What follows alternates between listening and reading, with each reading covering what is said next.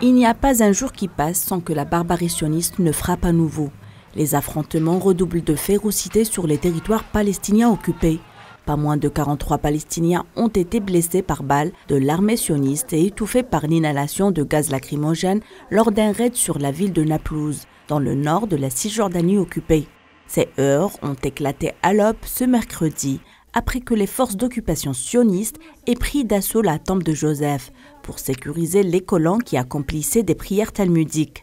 Dans un communiqué, le directeur des ambulances et des urgences du Croissant Rouge palestinien à Naplouse, Ahmed Jibril, a confirmé qu'un jeune Palestinien a été renversé par une patrouille sioniste. Le blessé a été atteint par 6 balles en métal recouvertes de caoutchouc.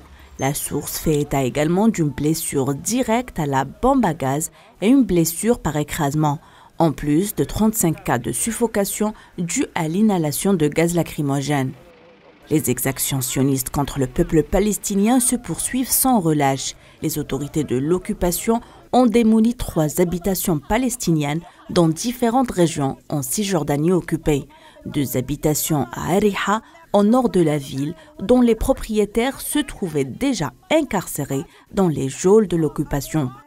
Ils y ont procédé à la démolition d'une autre maison à El Khalil et une caravane au sud de la ville. Comme si cela ne suffisait pas, les forces sionistes ont effectué une importante descente dans la région et mis à terre une maison de 200 mètres carrés sur ses habitants et une autre caravane sous prétexte de construction sans permis.